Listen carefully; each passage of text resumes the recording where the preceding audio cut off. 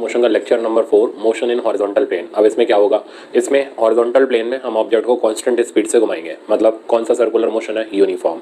क्या सिखाया था मैंने कि एक्सिस पे बैठ जाओ और सूडो लगाओ, वही सारा का सारा कंसेप्ट इसमें चलेगा, जिसमें हम टेंशन इन थ्रेड, उसके बाद फिर आ जाएगा conical pendulum, rotating drum, coin on disc, तो बहुत सारे तरीके के कंसेप्ट इसके अंदर मैं सिखाऊंगा। फिर अगला लेक्चर में रखूंगा आपका बैंकिंग ऑफ ट्रैक और मोशन ऑफ साइक्लिस्ट का, ठीक है ना। तो चलो स्टार्ट करते हैं। सबसे पहला कंसेप्ट जो हम देखने जा रहे हैं वो है टेंशन इन थ्रेड। अब टेंशन इन थ्रेड के लिए आप ऐसे समझो, जैसे अब मैं ये माइक हटा रहा हूं तो 2 मिनट के लिए आवाज कम आएगी, और मैं करूंगा क्या, पहले मैं आपको बता दूं, मैं इस माइक को यहां से पकड़ करके एक हॉरिजॉन्टल सर्कल में घुमाने वाला हूं, ठीक है ना, ताकि आपको पूरी फील आ जाए। तो देखो,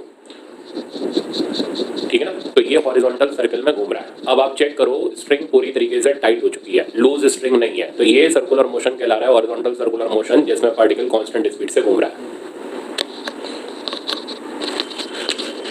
तो आई थिंक इतने में तो पूरी फील आ गई होगी। तो पार्टिकल इस तरीके से कांस्टेंट स्पीड से घूम रहा है। अब करना क्या है, पार्टिकल को मान लो हम इस एक्सिस के अबाउट ओमेगा की एंगुलर वेलोसिटी से घुमा रहे हैं, तो ओमेगा की एंगुलर वेलोसिटी से घुमा रहे हैं एंटी क्लॉकवाइज डायरेक्शन में।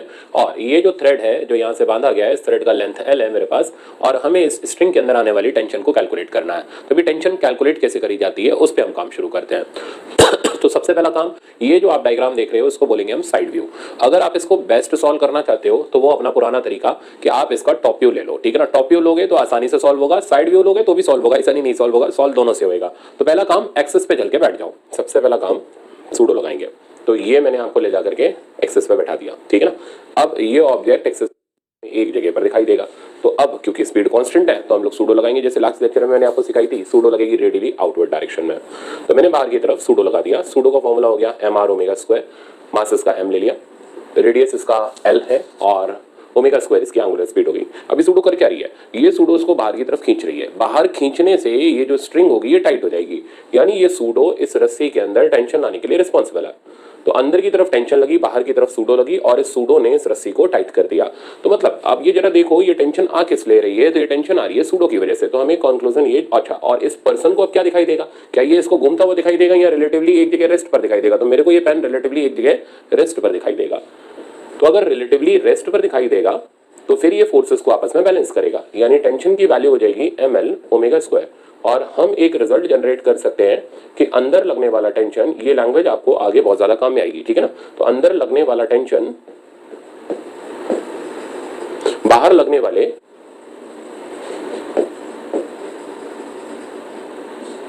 बाहर लगने वाले सूडो फोर्स के इक्वल है।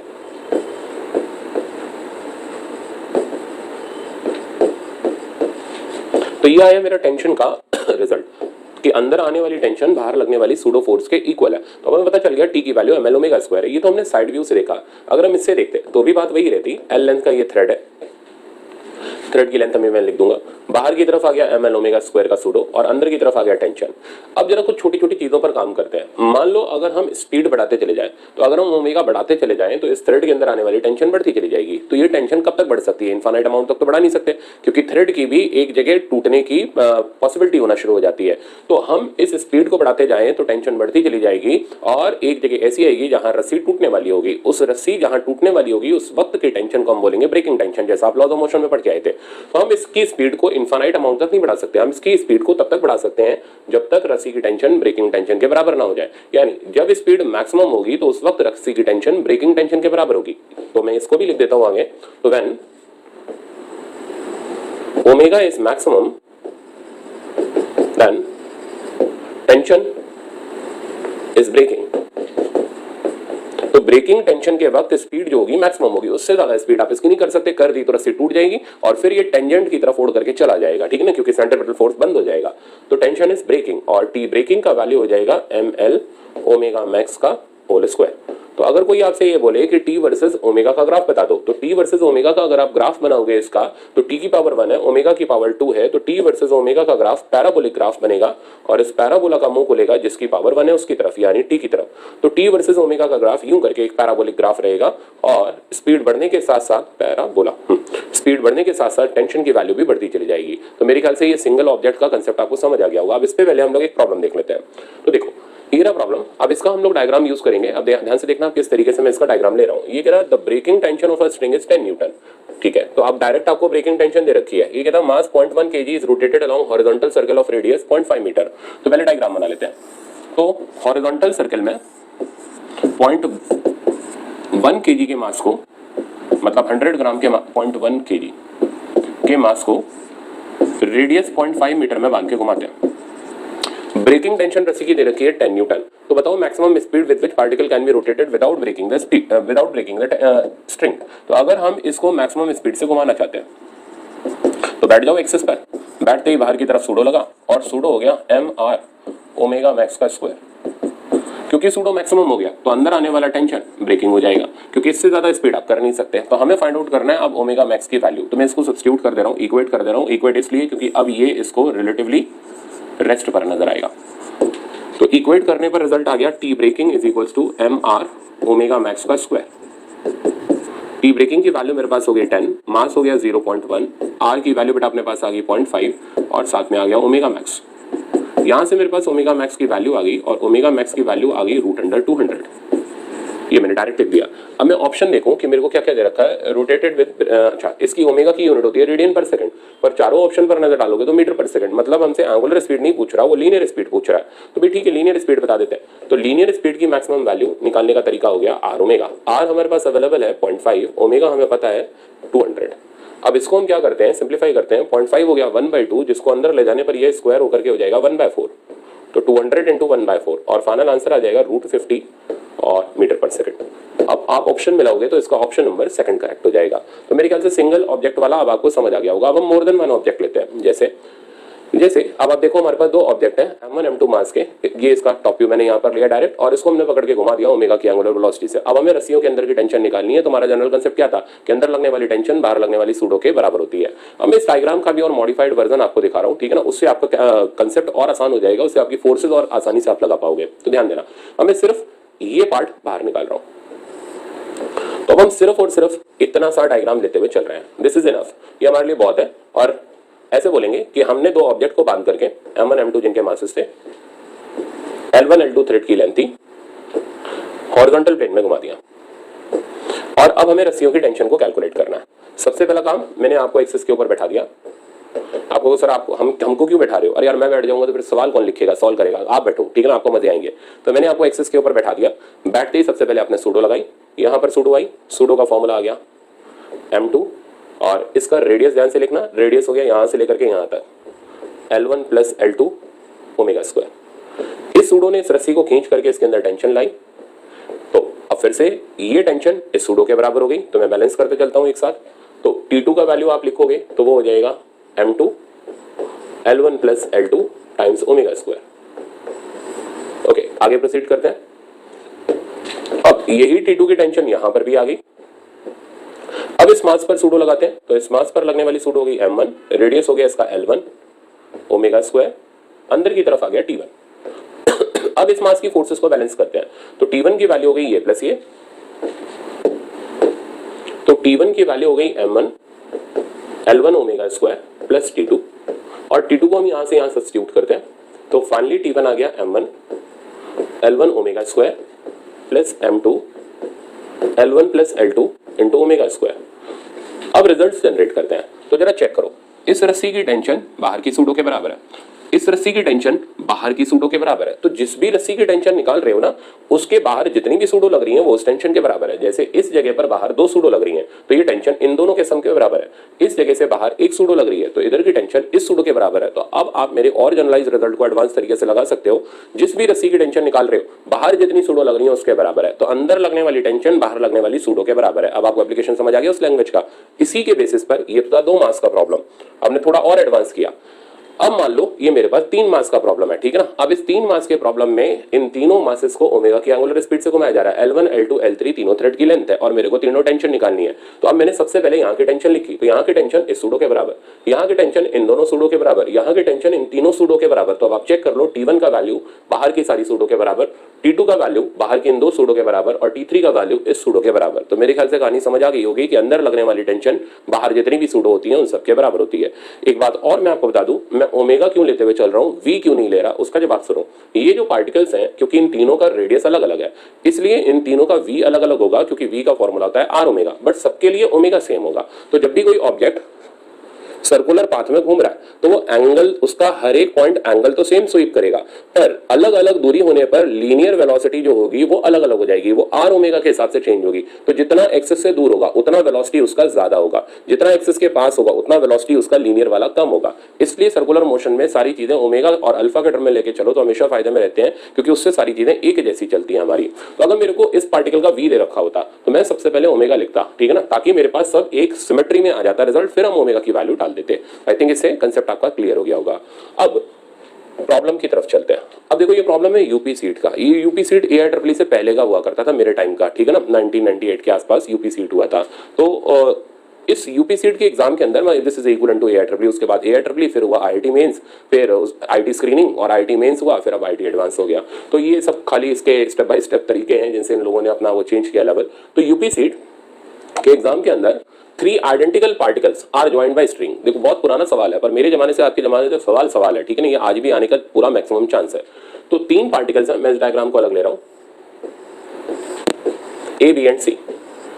अब ये बोल रहा है 3 आइडेंटिकल पार्टिकल्स, आइडेंटिकल हो गए तो हमारा फायदा हो गया, मासेस तीनों के सेम हो गए,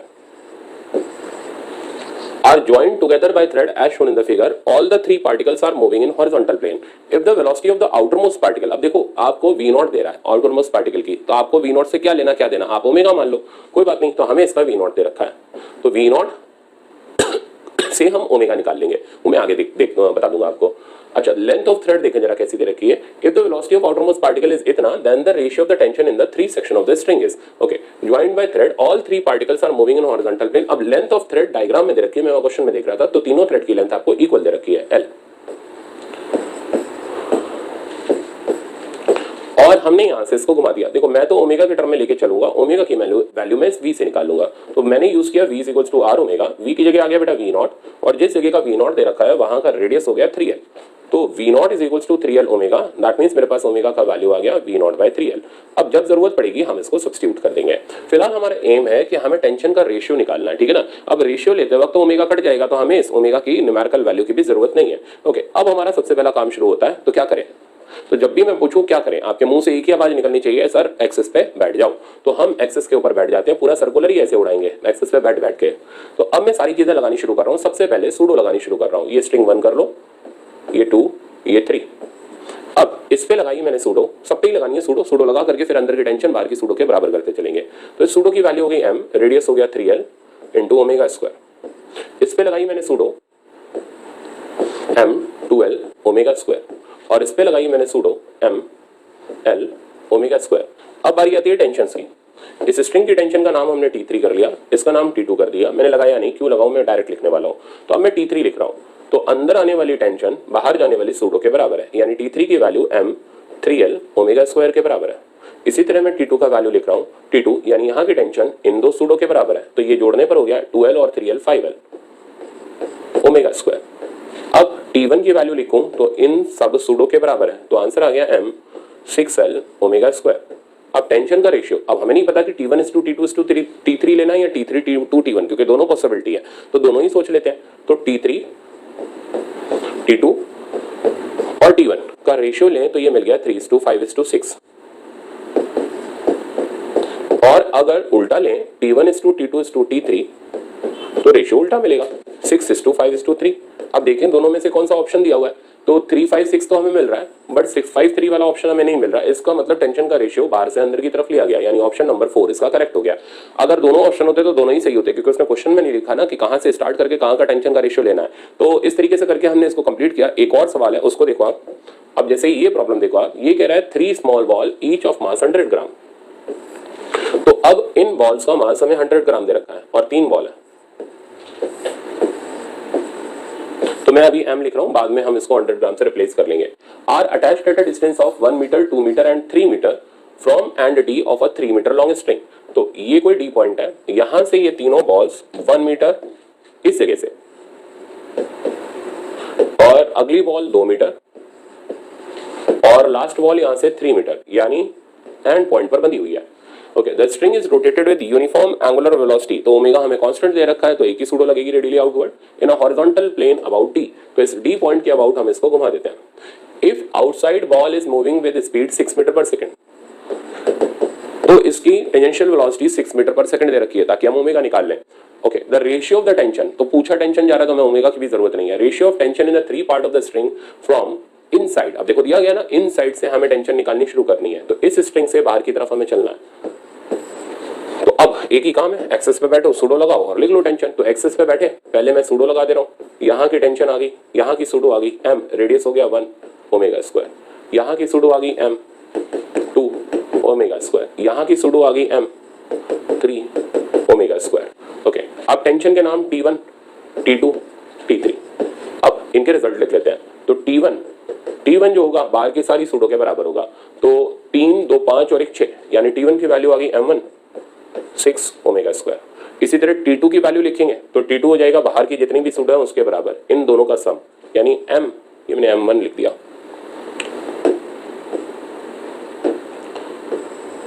6 ओमेगा स्क्वायर, तो m into 5 omega square. T3 की बेटा वैल्यू लिखोगे तो ये बाहर की सूडो m 3 ओमेगा स्क्वायर। अब हमें रेशियो ऑफ टेंशन लेना अंदर से बाहर की तरफ, यानी T1 T2 और T3, और ये रेशियो मेरे पास आ जाएगा 653, ठीक है। और ऑप्शन नंबर हमारा करेक्ट हो जाएगा 4th वाला। तो देखा ना, तो जब कुछ नहीं गिवन होता तो फिर एक ही आंसर होता है, ये नहीं दो मोर देन वन चॉइस पूछती नहीं ना आपके में। तो हाँ, ऐसे कर सकते हैं, A and B are correct, B and C are correct, but तक कोई करता नहीं, वो एक ही टाइप का ऑप्शन दिया जाता है। ओके, आगे चलते हैं। अब अगला कंसेप्ट है रोटेटिंग ड्रम। अब हमारे पास एक सिलेंड्रिकल ड्रम है जिसे हमने ओमेगा की एंगुलर वेलोसिटी से घुमा रखा है, रेडियस इसका आर है। अब मुद्दा ये है कि सिलेंड्रिकल ड्रम के अंदर एक ऑब्जेक्ट है जो इसकी सरकमफ्रेंस है, जैसे ये पेन देख रहे हो ना आप, इस पेन को अगर मैं यहाँ पर छोड़ दूं तो ये नीचे गिरेगा, तो इसको इससे चिपकाने के लिए हमने ड्रम को यूं करके घुमा दिया, इस तरीके से घुमा दिया। तो पहले मैं ऑब्जेक्ट दिखाऊं, तो ये हमारे पास एक m मास का ऑब्जेक्ट है जिसको हमने ड्रम के अंदर वाली साइड से लगा दिया और ड्रम को ओमेगा की एंगुलर वेलोसिटी से घुमा दिया। अच्छा, इसके और दीवार के बीच का, या फिर ऐसे बोलो कर्व्ड सरफेस के बीच का coefficient of static friction μs है।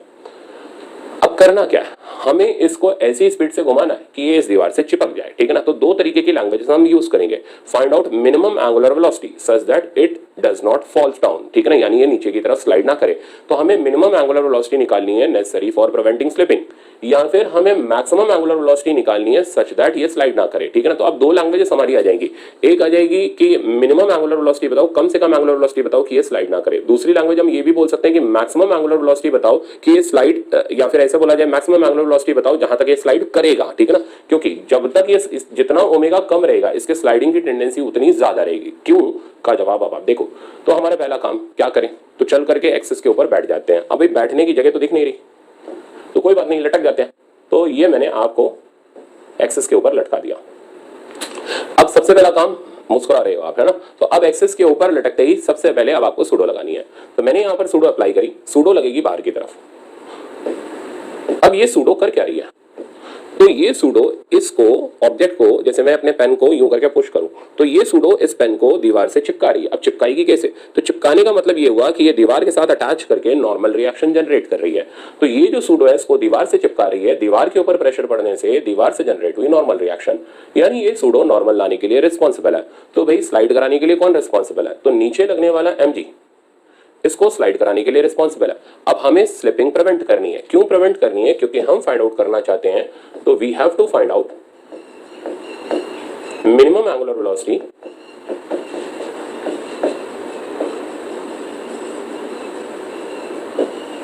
नेसेसरी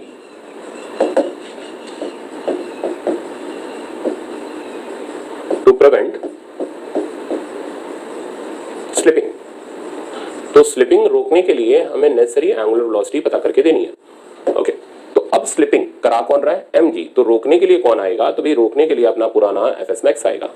अब आप स्लिपिंग कराना चाहते हो या रोकना चाहते हो, अगर कराना चाहते हो तो mg must be greater then fs max होना चाहिए, और अगर रोकना चाहते हो तो mg की वैल्यू fs max से कम होनी चाहिए। तो अब हमें ये देखना है कि हमें करना क्या है। तो टू प्रिवेंट स्लिपिंग,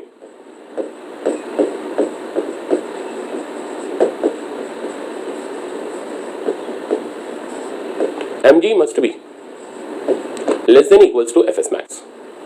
अब इसमें सारे डाटा डालना शुरू करते हैं। तो तो mg must be less than equals to fs max का फॉर्मूला डाला म्यू एस इंटू एन। ये n जनरेट करने के लिए सूडो रिस्पॉन्सिबल है, ये ध्यान रखना। तो मैंने इस n की जगह सूडो डाल दिया, तो mg must be less than equals to mu S M R omega square. m से m कैंसिल हुआ और यहां से ओमेगा का वैल्यू आया कि greater than equal to g by mu S R. तो ओमेगा की वैल्यू आई greater than equal to root under g by mu S R. तो ओमेगा इससे ज्यादा होना चाहिए, अगर इससे ज्यादा निकला तो फिर ऐसे सिचुएशन में mg fs मैक्स से कम रहेगा और बॉडी की स्लिपिंग नहीं होगी, यानी ओमेगा बढ़ाने से स्लिपिंग रुकेगी और ओमेगा घटाने से स्लिपिंग होना स्टार्ट हो जाएगी। तो अगर आप बॉडी की स्लिपिंग रोकना चाहते हो तो ओमेगा की वैल्यू ये होनी चाहिए। तो ये रिजल्ट ओमेगा के टर्म में पूछा जाता है, कई बार म्यू एस के टर्म में पूछ लेते हैं कि भाई म्यू एस की कम से कम वैल्यू बता दो कि स्लिपिंग ना हो। तो कोई बात नहीं, अब आप यहाँ से म्यू एस निकाल लेना, ओमेगा को दूसरी तरफ शिफ्ट कर लेना। तो ये तो हो गया हमारा रिजल्ट ओमेगा की। अब मिनिमम वैल्यू कितनी आ गई, तो वो हो गई लिमिटिंग वैल्यू यानी under root G by mu S R. और अगर म्यू एस निकालना है तो ओमेगा को नीचे लगा देंगे। तो ये एक वर्जन होता है जिसके अंदर हम लोगों को रोटेट करते हुए ड्रम के अंदर ऑब्जेक्ट की स्लिपिंग को रोकना होता है। अब इसी पे बेस्ड प्रॉब्लम देखो, तो कहता है अब block is kept inside rotating drum. तो ये रहा ब्लॉक जिसको हमने रोटेटिंग ड्रम के अंदर की तरफ रख दिया। Okay, rotating with constant angular velocity of 20 radian per second. तो ये जो ड्रम है ये घूम रहा है constant angular velocity 20 radian per second से। तो ओमेगा तो आपको दे रखा है। Okay, find out coefficient of friction necessary to prevent slipping. तो हमें फ्रिक्शन कोफिशिएंट निकालना है। अब मैंने कहा ना, या तो ओमेगा पूछेगा या म्यू एस पूछेगा। Necessary to prevent slipping given radius is 10 centimetre. तो रेडियस का वैल्यू 10 सेंटीमीटर है और स्लिपिंग रोकने के लिए म्यू एस की वैल्यू हमें पता करके देनी है। ऑब्जेक्ट का मास कोई जरूरत नहीं है क्योंकि वो कैंसिल आउट हो गया था, तो मास की हमें जरूरत नहीं है, इसलिए क्वेश्चन में दिया भी नहीं है। ओके, तो पहला काम एक्सिस के ऊपर बैठ जाओ। तो चलो भाई, लटक लिया, तो ये आपको एक्सिस के ऊपर लटका दिया गया। अब क्या करें, पूरा कंसेप्ट हमेशा लगाते चलो क्योंकि इससे क्या होगा, बार बार रिवाइज होता जाएगा, दिमाग में सेट हो जाएगा। तो सबसे पहले अब हम सूडो फोर्स लगाते हैं। तो सूडो लगी बाहर की तरफ। क्या किया सूडो ने इसको दीवार से चिपका के नॉर्मल जनरेट किया।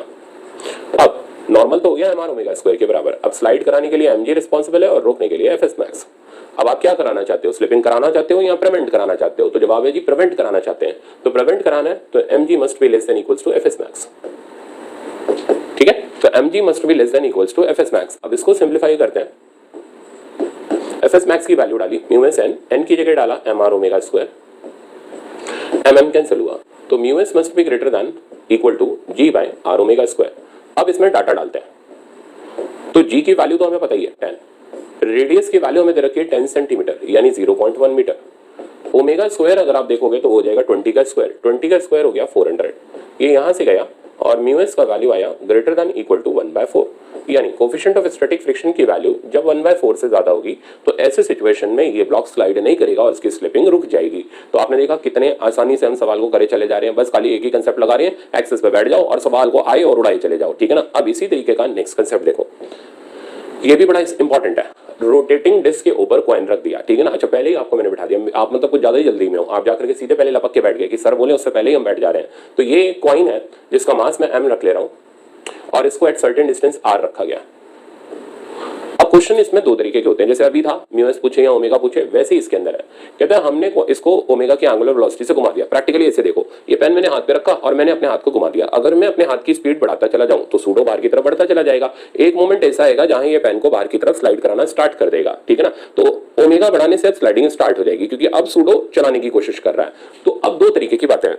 पहला, अगर मैं ओमेगा की टर्म में पूछूं तो मिनिमम एंगुलर स्पीड जहां पर स्लाइडिंग स्टार्ट हो जाए। ठीक है ना। तो आप देखो लैंग्वेज क्या है, find out minimum angular velocity such that coin flies off the disc. ठीक है ना। तो जहां से कॉइन, जब कॉइन फ्लाई ऑफ कर जाए तो कम से कम उतना ओमेगा बता दो। दूसरा लैंग्वेज कि ओमेगा आपको दे देगा, अब वो कहेगा बताओ कॉइन को कहां रखें कि वो फ्लाई ऑफ ना करे, यानी सेफ डिस्टेंस आपसे पूछेगा। तो दो तरीके के क्वेश्चन पूछेगा, या तो फ्लाई ऑफ कराने की स्पीड बता दो या फिर हम फ्लाई ऑफ कराने से रोकना चाहते हैं तो वो दूरी बता दो। तो उन दोनों को हम अटेम्प्ट करते हैं। तो क्वेश्चन के पार्ट में मैंने लिखा है find out minimum angular velocity such that coin flies off the disc और फाइंड आउट सेफ डिस्टेंस जहां तक कॉइन फ्लाई ऑफ ना करे। ठीक है ना। अब वो मैंने लिखा नहीं बट वो मैं आगे करा दूंगा आपको। ओके, अब करना क्या, करना एक ही काम है, बैठे और सूडो लगाई। सूडो लगी बाहर की तरफ और इस सूडो का फॉर्मूला मेरे पास आ गया mr ओमेगा स्क्वायर। अब ये सूडो कर क्या रही है, ये सूडो इसको बाहर की तरफ स्लिप कराने की कोशिश कर रही है। तो रोकने की कोशिश कौन कर रहा है, तो रोकने वाला तो एक ही है भाई, fs मैक्स। ओके, अब नॉर्मल कहां से आ रहा है, तो नीचे की तरफ, क्योंकि हॉरिजॉन्टल प्लेन में रखा हुआ है ना, तो नीचे की तरफ कौन लग रहा होगा, mg। तो यहां से नीचे की तरफ डाउनवर्ड डायरेक्शन में एक्ट कर रहा है mg और सरफेस के परपेंडिकुलर लग रहा है नॉर्मल, यानी यहां पर नॉर्मल लाने के लिए mg का फोर्स रिस्पॉन्सिबल है। अब हम क्या चाहते हैं, हम फ्लाई ऑफ कराना चाहते हैं इसको। अगर हम फ्लाई ऑफ कराना चाहते हैं तो फ्लाई ऑफ ये तब करेगा जब ये सूडो fs मैक्स से ज्यादा होगा।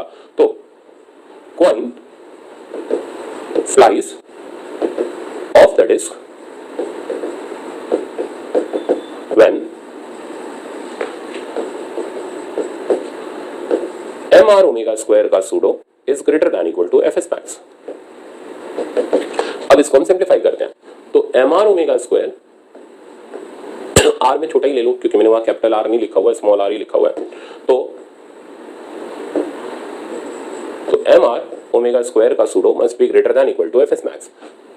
अब वैल्यू डालते हैं, तो mr omega square greater than equal to F S max में आ गया mu S into N. N की जगह मैंने लगा दिया इधर mg, m से m वाला पार्ट कैंसिल आउट हो गया और इधर से मेरे पास ओमेगा की वैल्यू आ गई और ये आ गई root under mu S G by are.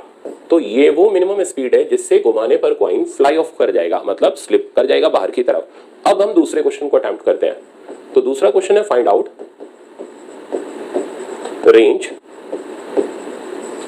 जहां तक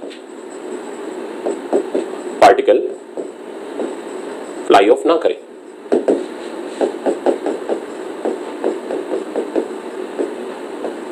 तो जहां तक पार्टिकल फ्लाई ऑफ ना करे हमें वो रेंज, वो दूरी निकाल करके देनी है। तो अब हमें वो लिमिटिंग आर की वैल्यू निकालनी है जहां तक पार्टिकल फ्लाई ऑफ ना करे। अब हमें पार्टिकल को फ्लाई ऑफ नहीं कराना, तो इसलिए एम आर नॉट कर ले रहा हूं omega square less than equals to F S max, क्योंकि ग्रेटर देन कर दिया तो फ्लाई ऑफ कर जाएगा। तो यहां से अब डाटा सब्स्टिट्यूट करते हैं, तो M R not omega square less than equal to mu S into M G. M से एम कैंसिल आउट हो गया और आर नॉट की वैल्यू आ गई less than equals to mu S G by omega square. तो अब अगर रेंज निकाली जाए तो भाई इससे कम डिस्टेंस होना चाहिए, तो इसके अंदर रखने पर ये स्लाइड नहीं करेगा क्योंकि सूडो कम हो जाएगा। तो कहां से कहां तक, यहां से लेकर के यहां तक, इसको मैं आर नॉट अगर कर दूंगा तो यहां से लेकर के आर नॉट तक रखने पर पार्टिकल फ्लाई ऑफ नहीं करेगा। तो रेंज आ गई कि भी डिस्टेंस रखो आप 0 से लेकर के आर नॉट तक, यानी कि 0 से लेकर के mu S ji by omega square तक। तो यहां तक रखोगे तो पार्टिकल फ्लाई ऑफ नहीं करेगा। तो ये हमने दो क्वेश्चन एक ही जगह पर अटेम्प्ट किए, एक में फ्लाई ऑफ कराने की कंडीशन देखी, एक में ना कराने के लिए हमने सेफ डिस्टेंस देखा। अब प्रॉब्लम देखते हैं। तो प्रॉब्लम ये है, अ coin placed on rotating turn table just slip. तो लिमिटिंग कंडीशन की बात चल रही है जब distance 40 centimetre from the centre है। तो एक बार पहले डायग्राम बनाते हैं। तो कहता है एक कॉइन को, ये रहा कॉइन जिसको हमने रोटेटिंग डिस्क के ऊपर रखा, ये जस्ट स्लिप करता है जब डिस्टेंस 40 सेंटीमीटर है। तो मैं अभी इसको r1 ले रहा हूँ, ठीक है ना, और स्पीड को ओमेगा 1 ले रहा हूँ और बैठ करके सूडो लगा दे रहा हूँ और जस्ट स्लिपिंग की कंडीशन बना दे रहा हूँ। तो जस्ट स्लिपिंग के लिए m1 r1 omega square is equals to F S max, और एफ एस मैक्स की वैल्यू डालते ही मेरे पास आ जाएगा m r1 omega 1 square is equals to mu S M G. m से m कैंसिल हुआ, रिजल्ट आ गया r1 omega 1 square is equals to मेरे पास आ गया म्यू एस जी। तो ये जस्ट स्लिपिंग की कंडीशन मैंने बिल्डअप कर दी, डाटा मैं बाद में डाल दूंगा। If the angular velocity of turn table is double, तो अब वो कहता है एंगुलर वेलोसिटी डबल कर दी। तो ठीक है भाई, तो अब नया डाटा ये है एंगुलर वेलोसिटी ओमेगा 2 कर दी। तो अब बता दो सेफ डिस्टेंस कहां तक होगा। तो नया डिस्टेंस मान लेते हैं r2 है कि भाई यहां तक जस्ट फ्लाई ऑफ करने शुरू कर देता है, ठीक है ना। तो सेफ डिस्टेंस मतलब 0 से r2 तक का डिस्टेंस। तो अब अगर मैं रिलेशन बिल्डअप करूं तो इसे देख करके रिलेशन मिलेगा मेरे को r2 omega 2 square is equals to mu S G. अब आप जरा देखो म्यू एस तो दोनों के लिए सेम ही है, तो दोनों को हम इक्वेट कर देते हैं। इन दोनों को आपस में इक्वेट करने से मेरे पास रिजल्ट आ गया r1 omega 1 square is equals to r2 omega 2 square. अब हम बड़ी आराम से ओमेगा निकाल के दे सकते हैं, ठीक है ना, यहाँ r निकाल के दे सकते हैं। तो पहले का रेडियस 40 सेंटीमीटर दिया हुआ है, तो मैंने तो कोई यूनिट भी नहीं कन्वर्ट किया, 40 सेंटीमीटर। पहले की स्पीड ओमेगा ले ली, बाद की स्पीड डबल कर दी, तो 2 ओमेगा का होल स्क्वायर। तो स्पीड डबल करने से डिस्टेंस जो हो जा रहा है वो 1/4 हो जाएगा, यानी r2 की जो बेटा वैल्यू आ रही है वो 40/4 आ जाएगी, यानी 10 सेंटीमीटर। यानी अब का सेफ डिस्टेंस पहले के सेफ डिस्टेंस का 1/4। तो ये जो r ओमेगा स्क्वायर का प्रोडक्ट है ये कांस्टेंट है। तो इससे हमें ये पता चल रहा है कि अगर हम स्पीड बढ़ाते चले जाएं तो डिस्टेंस जो होगा उसके इनवर्सली प्रोपोर्शनल टू स्क्वायर के हिसाब से वेरी करेगा। डबल करने पर 1/4, ट्रिपल करने पर 1/9 and up to so on. खैर अब रट्टे मारने की जरूरत नहीं, आप कंसेप्ट मैंने आपको अच्छे से सिखा दिया, आप इसको लगाओ और आराम से खत्म कर लो। तो आंसर इस हिसाब से हो गया फिर हमारे पास 10 सेंटीमीटर। सिमिलरली अब हम नेक्स्ट प्रॉब्लम की तरफ चलते हैं। ओके, नेक्स्ट कंसेप्ट की तरफ चलते हैं। नेक्स्ट कंसेप्ट है हमारा फिर से बड़ा अच्छा concept, conical pendulum.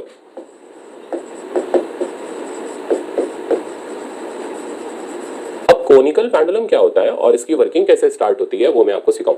Conical pendulum फिर से मोस्ट इंपॉर्टेंट पार्ट है और इसके भी मैंने सवाल रखे हुए दो, तो पहले आप इसको प्रैक्टिकली देख लो। इसमें हम एक ऑब्जेक्ट को इस तरीके से कोनिकल शेप में घुमाते हैं। अब मैं पूरी फील दिलाने के लिए माइक हटा रहा हूँ, 2 मिनट के लिए आवाज बंद होगी, ठीक है ना, देख लेना। तो मैंने इस माइक को ऐसे पकड़ा, ठीक है, और इसको यूं करके हॉरिजॉन्टल प्लेन में घुमाना शुरू कर दिया। तो अब आप देखो ये जो माइक का पोर्शन है ये इस हॉरिजॉन्टल प्लेन में घूम रहा है, मैं यहाँ रोक के बता रहा हूँ, तो ये इस हॉरिजॉन्टल प्लेन में घूम रहा है और ये रस्सी इसको यूं करके कोनिकल शेप में घुमा रही है, तो this type of pendulum is called conical pendulum. तो ये रही स्ट्रिंग और इस स्ट्रिंग से हमने एक पार्टिकल को बांध के, m मास का पार्टिकल है, l लेंथ के थ्रेड से बांध के इस वर्टिकल एक्सिस के अबाउट ओमेगा की एंगुलर स्पीड से घुमा दिया। अब ये वाला एंगल जो ये इक्विलिब्रियम में बना रहा है, जैसे इसको मैं घुमा रहा हूं, तो ये जो एंगल बना रहा है यहां से वर्टिकल से, इस एंगल का नाम थीटा है। तो हमें इसमें 3 से 4 चीजें कैलकुलेट करनी होती है, एक थीटा, एक टाइम पीरियड और एक टेंशन, ठीक है ना, और similarly radius of this circular path. तो बहुत सारी चीजें हैं जो हमें यहाँ पर कैलकुलेट करनी है।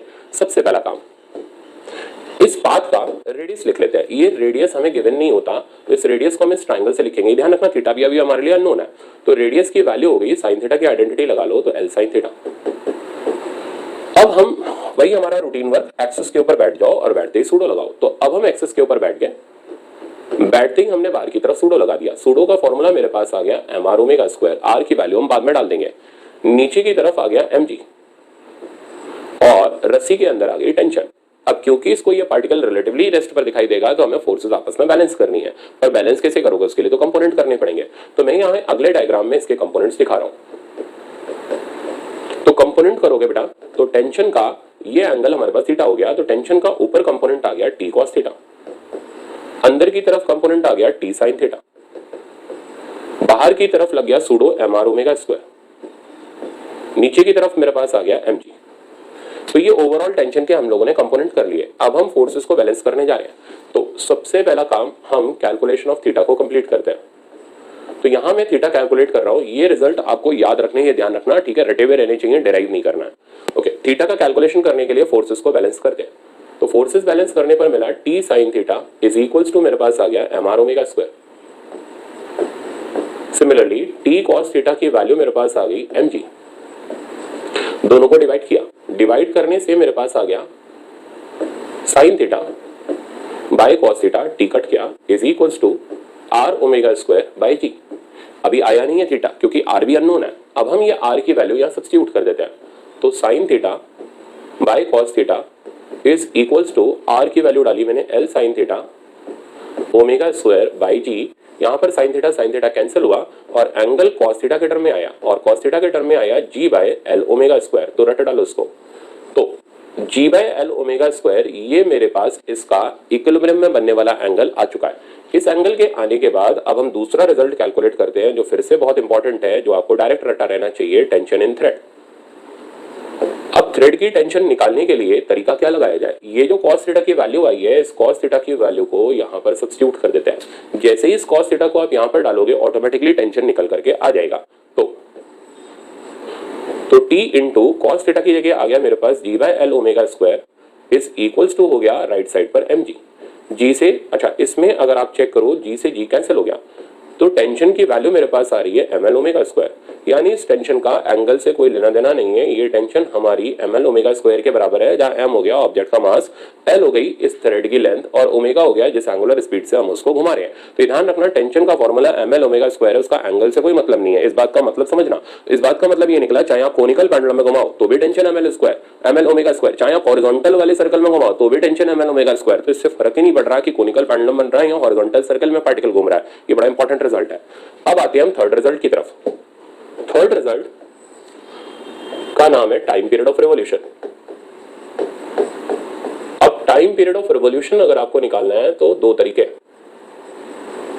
पहला तरीका तो है टाइम पीरियड निकालने का टी। अब दोनों के सिंबल एक से बन रहे हैं, ध्यान रखना, ठीक है ना। तो चाहिए तो इसको स्मॉल टी से इंडिकेट कर लो। तो टाइम पीरियड ऑफ रिवॉल्यूशन मेरा हो गया, पहला तरीका हो गया डिस्टेंस अपॉन स्पीड, तो वो हो गया 2 पाई आर बाई वी। बट इसके अंदर मेरे को मेहनत ज्यादा करनी पड़ेगी क्योंकि आर भी डालना पड़ेगा, वी भी डालना पड़ेगा, तो मैं इससे नहीं निकालने वाला टाइम पीरियड ऑफ रिवॉल्यूशन। और दूसरा तरीका है, हम cos थीटा निकाल चुके हैं, G by L omega square. Omega हम जानते हैं 2 पाई बाय टी होता है, वहां से हम टाइम पीरियड आसानी से निकाल लेंगे। तो मैं इस रिजल्ट का यहाँ यूज कर रहा हूँ। तो और cos थीटा बराबर G by L omega square से मैंने ओमेगा स्क्वायर निकाला, वैल्यू आया G by L cos theta. यहां से ओमेगा का वैल्यू आया root under G by L cos theta, और ओमेगा को 2 पाई बाय टी डाला, under root G by L cos theta, और इधर से टी का वैल्यू मेरे को मिल गया 2 pi root under L cos theta by जी। तो ये हुआ मेरे पास टाइम पीरियड ऑफ रिवॉल्यूशन, जिसको मैंने निकाला कॉस थीटा वाली आइडेंटिटी से। इसलिए ये कॉस थीटा इतना इंपॉर्टेंट है, टेंशन निकालने में भी मदद दे गया और टाइम पीरियड निकालने में भी हेल्प कर गया। तो अगर किसी को कॉस थीटा भी याद है ना तो भी काम चल जाएगा। ओके, अब ये एल कॉस थीटा क्या है तो जरा गौर करना। थ्रेड की लेंथ एल है, तो अगर आप ये वर्टिकल हाइट कैलकुलेट करोगे ना तो ये वर्टिकल हाइट मेरे पास आ जाएगी एल कॉस थीटा। तो टाइम पीरियड ऑफ रिवॉल्यूशन निकालने के लिए हम एक और रिजल्ट भी जनरेट कर सकते हैं, 2 pi under root L cos theta by G, जिसको हम लिख सकते हैं 2 pi root under H by G, जहां एच हो गई उसकी vertical height point of suspension की, कहां से, सेंटर ऑफ सर्कल से। तो सेंटर ऑफ सर्कल से अगर ये वर्टिकल हाइट हमें किसी क्वेश्चन में दे रखी है ना तो हम टाइम पीरियड डायरेक्ट लिख सकते हैं 2 pi under root h by जी। तो मेरे ख्याल से मैंने आपको कोनिकल पेंडुलम का एक एक डिटेल्ड स्ट्रक्चर दे दिया। तो रटे डालो कॉस थीटा का सबसे important formula G by L omega square, उसी से टाइम पीरियड आता है। कॉस थीटा को डाल दे तो टेंशन आ जाती है। टेंशन इस बात पे डिपेंड नहीं कर रही कि तुम उसको कोनिकल पाथ में घुमा रहे हो या तुम उसको हॉरिजॉन्टल सर्कल में घुमा रहे हो। टेंशन का एवरग्रीन एक ही फॉर्मूला है, एम एल ओमेगा स्क्वायर। इन रिजल्ट के बाद अब हम न्यूमेरिकल प्रॉब्लम लेते हैं। तो न्यूमेरिकल ये रहा, when the string of conical pendulum makes an angle of 45 degree with the vertical, ठीक है ना। तो अब डायग्राम के हिसाब से चलते हैं। तो कोनिकल पेंडुलम जो है उसकी स्ट्रिंग ये रहा वर्टिकल से 45 डिग्री का एंगल बनाती है। It's time period is t1 और इसको इसमें घुमाने का टाइम पीरियड t1 है। तो टाइम पीरियड का आप डायरेक्ट फॉर्मूला लिख सकते हो। तो t1 की वैल्यू हो गई 2 pi under root L cos 45 divided by g। Okay, when the string makes an angle of 60 degree with the vertical, अब कहता है कि स्ट्रिंग 60 डिग्री का एंगल बना रही है। तो 60 डिग्री का एंगल बनाएगी तो T2 का फॉर्मूला हो जाएगा 2 pi under root L cos 60 by g. अब हमसे पूछा जा रहा है then find the ratio of T1 by T2 का स्क्वायर। तो T1 बाई T2 ले लेते हैं। तो T1 बाई T2 में बाकी सब तो कट गया, cos 45 बाय cos 60 बचा। अब स्क्वायर करने से ये रूट भी गायब हो जाएगा। तो T1 स्क्वायर बाय में T2 स्क्वायर का वैल्यू आ गया cos 45 बाय cos 60। cos 45 हो गया 1 बाय रूट 2, cos 60 हो गया 1 बाय 2, ये रूट 2 कटा, फाइनली बचा रूट 2 इज टू 1। तो दोनों टाइम पीरियड के T1 square by T2 square का जो रिजल्ट मेरे पास आ गया वो आ गया रूट 2 इज टू 1।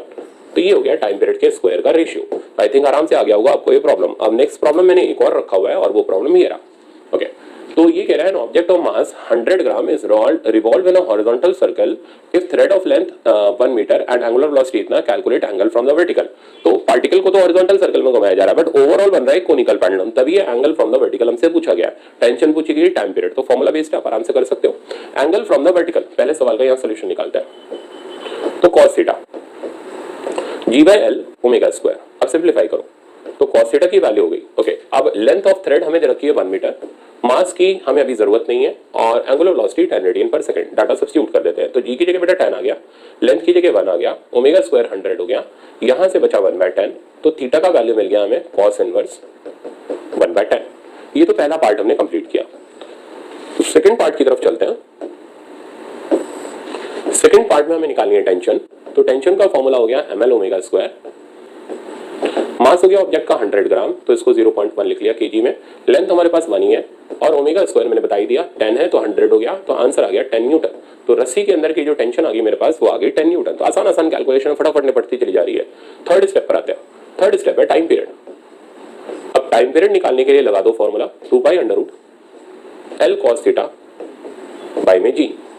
ओके, तो टाइम पीरियड का वैल्यू आ गया 2 पाई अंडर रूट, लेंथ की जगह अपने पास 1 हो गया, cos थीटा हमने पहले इक्वेशन में निकाल लिया 1 बाय 10 और जी की जगह भी 10 आ गया। तो अंडर रूट के अंदर से 10 बाहर आ गया, तो फाइनली आंसर बचा पाई बाय 5 और यूनिट इसका आ गया सेकंड। तो ये इसका टाइम पीरियड ऑफ रिवॉल्यूशन हो गया।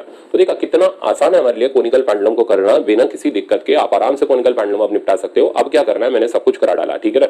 अब छोड़ा है बैंकिंग ऑफ ट्रैक और मोशन ऑफ साइक्लिस्ट, उसके लिए अगला लेक्चर रखा है, सब इसी में पढ़ा दूंगा। तो अगले में क्या पढ़ोगे, ज्यादा लंबा हो जाएगा लेक्चर, तो अगले लेक्चर में आप उसको कवर करना। बट फिलहाल उस तक जाने से पहले आप इसके सवाल सारे यूनिवर्सल से साफ कर डालो, ठीक है ना, या मॉड्यूल उठा करके लगा डालो। कुछ भी बहुत हाई लेवल का करने की जरूरत नहीं, जितना मैं करा रहा हूँ इतना मोर देन एनफ है आपके लिए। इससे फालतू करोगे वो मिलना है नहीं नीट एग्जाम में, अननेसेसरी टाइम खराब होगा। तो इतना पोर्शन आपको एक एक कंसेप्ट के साथ मैंने सिखाया, पहले प्रैक्टिस करो फिर अगले लेक्चर पे मूव करना। Thank you so much.